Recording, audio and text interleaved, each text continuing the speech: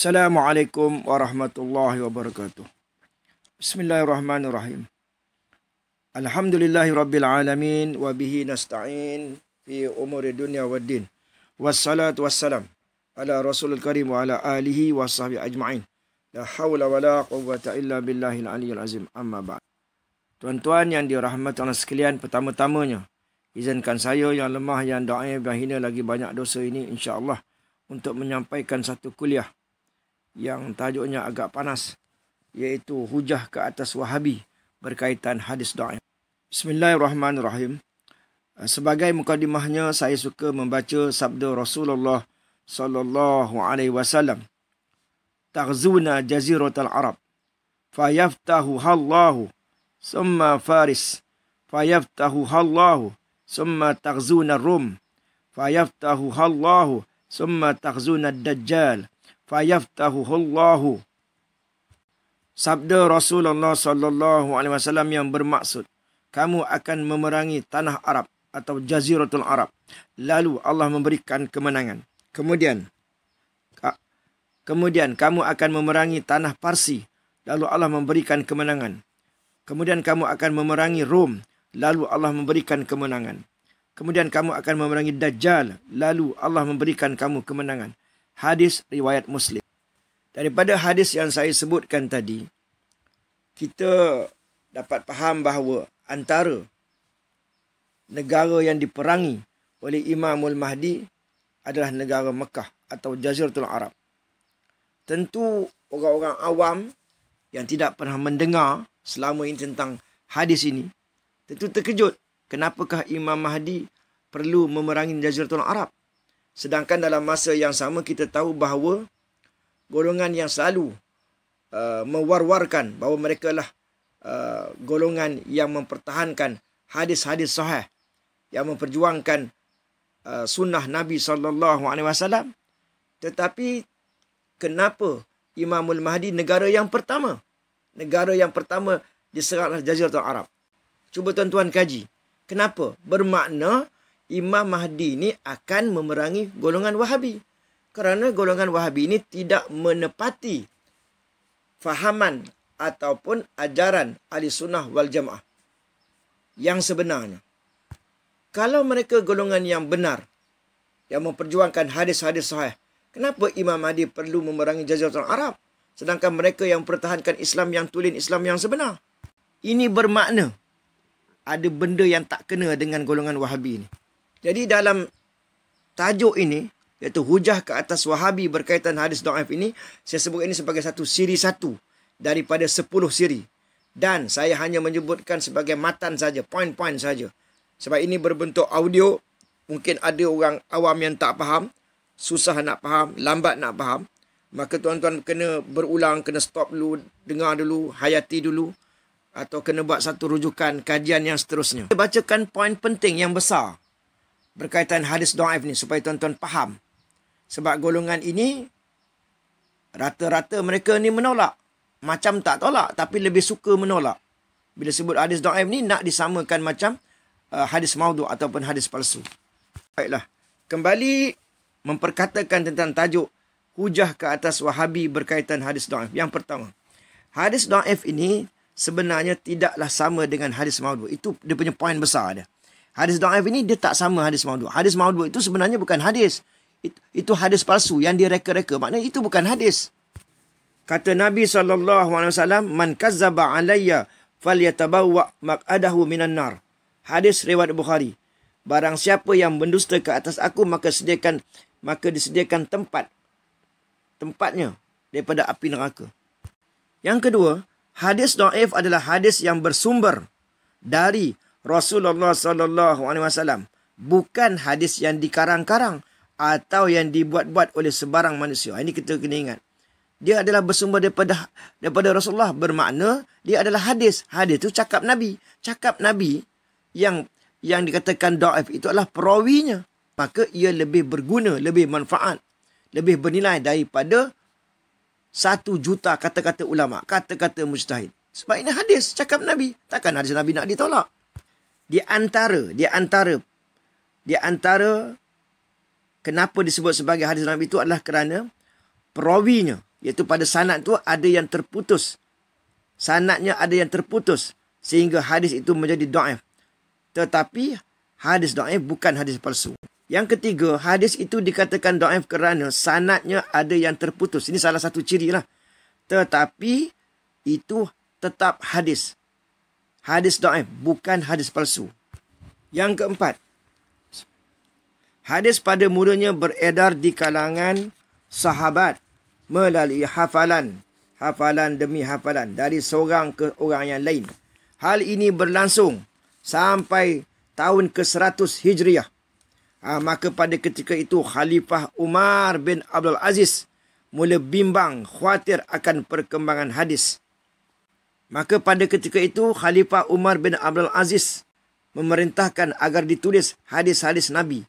Sesuatu yang sebelumnya merupakan hal yang sangat-sangat dilarang oleh baginda Nabi SAW. Ini bermakna beliau telah mengutarakan, telah melakukan apa yang diistilahkan sebagai bid'ah hasanah. Satu benda yang tidak ada di zaman Nabi, tapi benda yang baik mengikut ajaran agama Islam. Ulama zaman tabi'in, yakni orang yang sempat bertemu dengan sahabat, dengan molek-molek, telah sepakat bahawa ada, bukan tak ada, ada bid'ah yang hasanah ni. Iaitu bid'ah yang baik yang akan diberi pahala lagi oleh Allah Subhanahu Wa Taala yang melakukannya.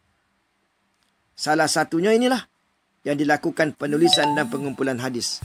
Kalau tak ditulis, kalau tak dikumpul hadis tersebut, maka ulama-ulama ni akhirnya akan wafat, akan mati, meninggal dunia. Jadi bagaimana nak dikumpulkan hadis-hadis tersebut? Tentulah akan mengalami masalah. Jadi bila disebut bid'ah hasanah ni, maka ini sangat bertentangan dengan fahaman sekelompok kecil umat Islam yang disebut sebagai Wahabi, yang mengatakan bahawa semua bid'ah itu adalah dalalah. Semua bid'ah itu adalah sesat. Dan semua para pelakunya kelak akan dicampakkan ke dalam neraka. Iaitu yang dikatakan oleh mereka, kullu bid'ah dalalah wa kullu dalalah finnar. Atau kama qala. Alhamdulillah, muncullah ilmu baru dalam dunia Islam sekarang ini, iaitu ilmu mustalah hadis. Iaitu ilmu antaranya ilmu sanad hadis. Iaitu yang memeriksa satu hadis dari orang yang menghafalnya, menyampaikannya, sampailah kepada sahabat. Sampailah akhirnya sumbernya kepada Nabi SAW. Dan sedikit informasi nak dikongsikan. Jika sanadnya tidak terputus, terus bersambung kepada Nabi, dan secara matannya bagus, maka hadis itu dinyatakan sebagai hadis sahih. Namun, jika ada sanad yang terputus, maka hadis tersebut disebut sebagai hadis dhaif. Kedudukan hadis dhaif. Semua mazhab imam yang 4, Imam Hanafi, Imam Maliki, Imam Syafi'i, Imam Hanbali sepakat bahawa hadis dhaif tidak boleh dibuang semuanya. Kerana hadis dhaif adalah hadis Rasulullah SAW yang tarafnya dhaif, bukan hadis maudhu'. Dah tentulah nak gunanya ada syarat-syarat, itu panjang lebar. Sebab saya katakan ada 10 siri. Ini awal ya, mukadimah saja. Bahkan dikatakan bahawa mazhab Imam Hanbali di Saudi Arabia, di Arab Saudi, dalam mahkamah syariah di sana, mereka juga mengambil hukum dengan bersandar pada hadis dhaif sekalipun. Nampak? Jika tidak didapati ada hadis yang sahih dalam perkara tersebut. Sebenarnya tuan-tuan, perbincangan hadirat ini panjang. Bukan sebagaimana masyarakat awam di Malaysia ini faham. Bila hadis dhaif ini hanya digunakan untuk fadail amal saja. Dia lebih jauh daripada itu. Panjang bahasanya. Kita akan bahaskan satu persatu insya-Allah. Ikut siri lah. Saya bagi contoh. Imam mazhab Hanbali. Dia mengambil hadis dhaif sebagai dalil, hujah, untuk menegakkan hukum lagi. Dan beliau menghafal 1 juta hadis lengkap dengan sanad. 1 juta hadis. Sebab dengan sanad-sanadnya. Ingat tu, subhanallah. Dan ulama 4 mazhab tidak pernah menyesatkan Imam Hanbali kerana menggunakan hadis dhaif. Diberitakan bahawa Imam Ahmad sempat menulis sebanyak 27,688 buah hadis. Jadi, kemana perginya yang 970,000 hadis lagi? semua yang baki tadi atau tersisa tadi kerana tak dapat nak ditulis, bukan kerana dibuang begitu saja. Kerana apa tuan-tuan? Disebabkan oleh imam tadi mengajar sehari-hari, menjawab pertanyaan masyarakat, memberi fatwa, beribadah lagi untuk dirinya sendiri. Jadi sibuk, jadi tak dapat nak habiskan, nak tulis semua tu tak sempat. Disebut lagi bahawa Imam Ahmad bin Hanbal ini setiap malam melakukan solat sekitar 300 rakaat banyaknya. Subhanallah, subhanallah. Dan pada ketika itu kertas pun tak banyak, dawat pun tak banyak, pen pun tak banyak lah. Banyak peralatan yang belum ada. Siapa yang nak menulisnya, yang baki itu? Maka dia ada muridnya, dia ada pengikutnya yang setiap hari bergaul dengan guru tadi, memerhatikan, menghafal hadis. Setiap gerak langkah guru tadi diperhatikannya. Maka sesuai dengan tuntunan sejuta hadis yang boleh hafal, maka anak muridnya lah, setelah guru tadi wafat, anak muridnya mula menulis berbagai masalah. Semuanya ditulislah berdasarkan hadis yang dihafal oleh Imam Ahmad bin Hanbal. Seterusnya kita pergi kepada kekeliruan dalam bidang ilmu hadis. Umat Islam kini sekarang ni sedang menghadapi berbagai bahaya dalam bab akidah dan amalan. Terutamanya antara lain ancaman daripada golongan Wahabi ni. Saya ingatkan lagi tuan-tuan, Imam Mahdi antara golongan yang diperang itu adalah Wahabi dan juga Syiah. Golongan Wahabi ni sebagaimana yang kita tahu sering meninggikan, melaungkan slogan kembali kepada Quran, kembali kepada hadis sahih, tanpa menuruti pandangan mana-mana imam mazhab. Secara umumnya begitu. Seolah-olah mereka lebih pandai, lebih alim, lebih reti lagi, lebih maksum lagi daripada ulama-ulama hadis Mu'tabariyah zaman dulu ni. Jadi alasan bagi golongan Wahabi ni kerana apa tak ikut mazhab ni? Sulit. Menyulitkan umat Islam untuk mengamalkan agama dengan mudah. Mengikut mazhab Syafi'i lah, kena ikut Syafi'i, Hanafi, Maliki. Jadi susah katanya. Kata dia orang, dakwaan mereka. Tapi sebenarnya, kata Nabi SAW, al-ulama warasatul anbiya. Ulama tu pewaris Nabi. Ikutlah mana-mana ulama. Kita ikut ulama tu bukan ikut batang tubuhnya. Kita mengikut kerana dia ni, ulama mazhab ini, dia lebih faham, lebih dekat lagi dengan zaman Nabi. Mereka tu golongan salafus soleh, yang sebenar-benar salafus soleh, dekat dengan zaman Nabi. Tentulah mereka lebih memahami Quran, lebih memahami hadis, dan mereka ulama muktabar. Yang ni golongan yang sangat-sangat bertakwa, yang beramal dengan ilmunya. Jadi kata golongan Wahabi ni, ikut mazhab ni menyulitkan umat Islam, memecah belahkan umat Islam dengan fahaman mereka, memesongkan umat Islam dari landasan asal yang dikenaki oleh Quran dan hadis. Itu cuma dakwaan mereka, tuduhan mereka tuan-tuan. Menjauhkan umat Islam dari mengikuti cara Rasulullah yang sebenar melalui perselisihan yang diada-adakan di antara mereka. Ini kata golongan Wahabi, dakwaan Wahabi, tuduhan Wahabi.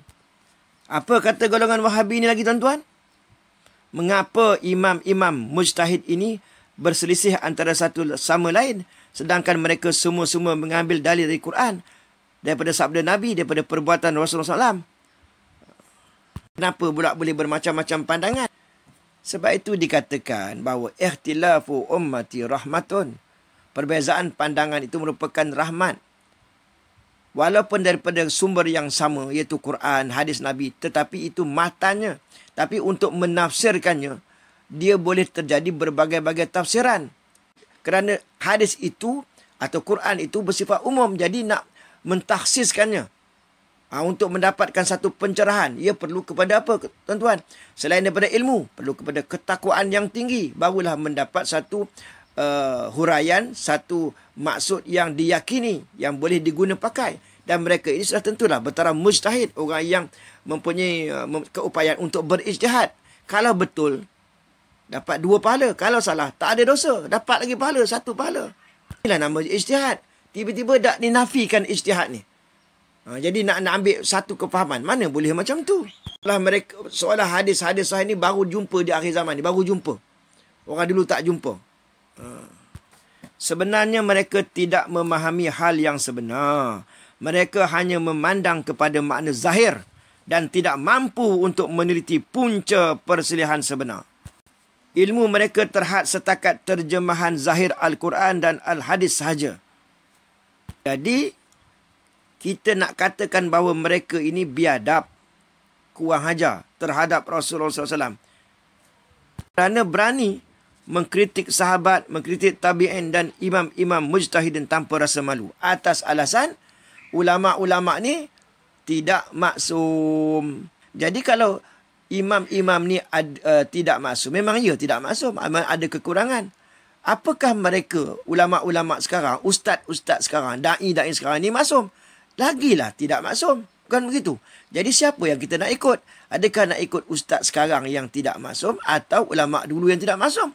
Lebih baik kita ikut ulama' dulu.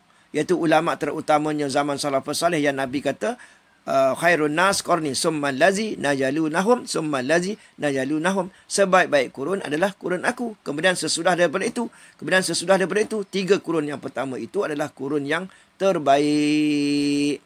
Iaitu Syafi'i, Hanafi, Maliki, Hambali. Jadi untuk makluman semua, terutamanya orang awam, imam-imam mujtahid bukannya mengubah maksud sebenar Quran dan hadis. Mereka ni menerangkan, mubayyin dan penghurai, musyarrih Al-Quran dan hadis.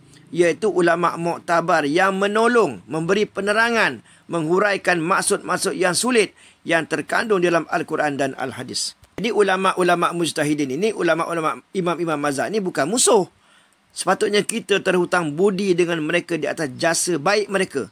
Menjelaskan perselisihan riwayat, asar, itu kata-kata sahabat dan tabi'in. Ada sebahagian daripada golongan ulama' Wahabi ni mempertikaikan hadis dhaif sehingga mereka menganggap bahawa beramal dengan hadis dhaif itu adalah perkara mungkar dan ia adalah hadis yang dusta. Salah besar tu.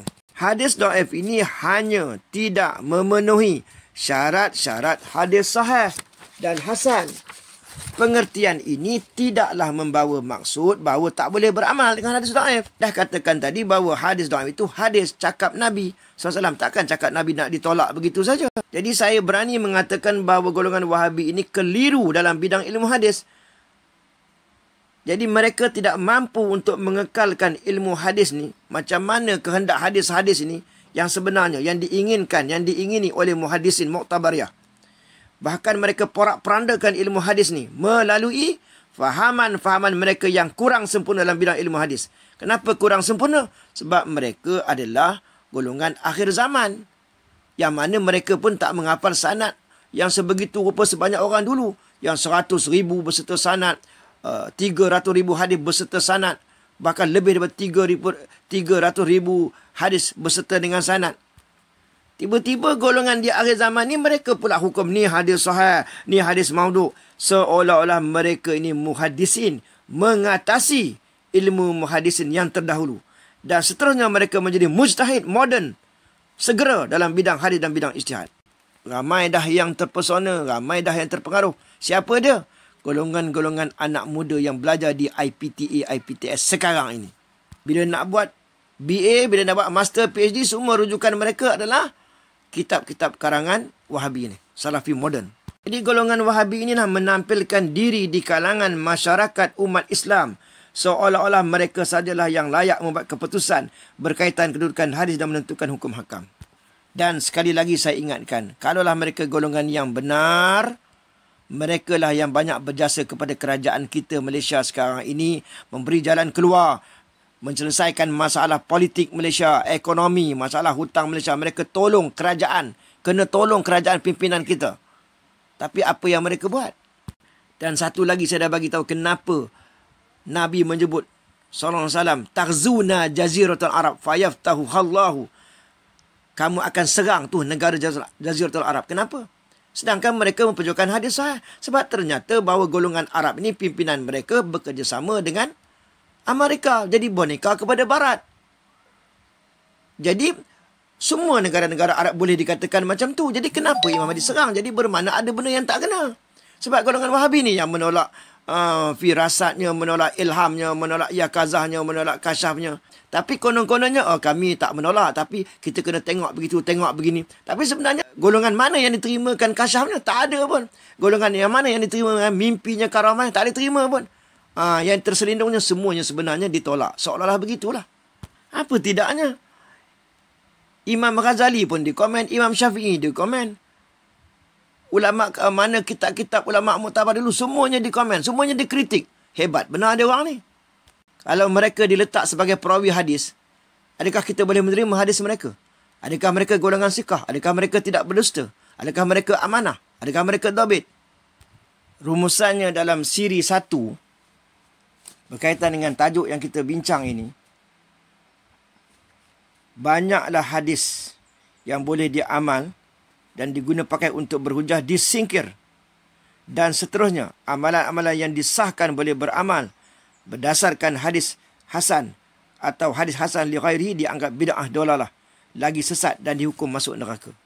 Contohnya, baca Yasin malam Jumaat. Ini Nabi tak buat. Bila Nabi buat tu bid'ah. Jadi kullu bid'ah dolalah. Jadi bid'ah tu sesat. Jadi baca Yasin malam Jumaat tu masuk neraka lah. Tapi mungkin mereka tak berani menyebutkannya. Kerana ada sebab-sebab tertentu. Menyebar luas fitnah-fitnah dan menyalahkan para fuqaha mujtahidin yang mengeluarkan hukum hakam daripada hadis-hadis yang mana mereka sahaja yang menganggapnya sebagai hadis maudhu'. Semua ini berlaku berpunca dari kesempitan ilmu hadis dan mereka mengambil penentuan kedudukan hadis sebagai maudhu' hanya daripada individu muhadis tertentu sahaja yang terlalu keras dalam menentukan hadis sebagai maudhu' dan tidak mengambil kira penentuan darjat hadis oleh muhadisin yang mempunyai sikap yang sederhana dalam bidang menentukan hadis sebagai maudhu'. Itu belum lagi dia ambil kira bagaimana yang disebutkan bahawa, yang diceritakan lagi bahawa golongan Wahabi ini telah banyak mencetak kitab-kitab agama ni, lalu dieditnya, diubahnya, diulasnya mengikut fikiran mereka, mengikut apa yang mereka suka. Dan akhir sekali ialah golongan Wahabi ni pada pandangan saya mereka keliru dalam bab hadis dhaif ini dan menganggap hadis dhaif ini sebagai barang buangan serta langsung tak boleh diamalkan dalam agama Islam. Perkara ini sebenarnya bukanlah seperti yang disangkakan. Jadi saya rasa sekadar itu yang saya nak kongsikan. Jadi marilah kita sama-sama berdoa supaya golongan Wahabi di Malaysia ni akhirnya mereka mendapat petunjuk, dapat hidayah. Sebab apa? Disebutkan bahawa bila berlakunya bid'ah dolalah dalam negara kita, hendaklah ada orang yang berilmu. Saya bukan golongan yang berilmu, tapi sekadar apa yang saya faham, sekadar apa yang menjadi rujukan saya, maka saya bertanggungjawab. Mestilah ada orang yang berilmu ini bangun untuk menyuarakan sesuatu ini. Sebab di era ni era kebenaran. Lagipun saya dah bagi tahu tadi bahawa Imam Mahdi yang diserangnya adalah golongan Wahabi, golongan Syiah. Dan negara pertama, hadis sebut lagi, Taghzuna Jaziratul Arab. Kenapa diserang negara Arab? Ini kita tak perasan. Jadi sekian saja. Wabillahi taufiq wal hidayah. Assalamualaikum warahmatullahi wabarakatuh.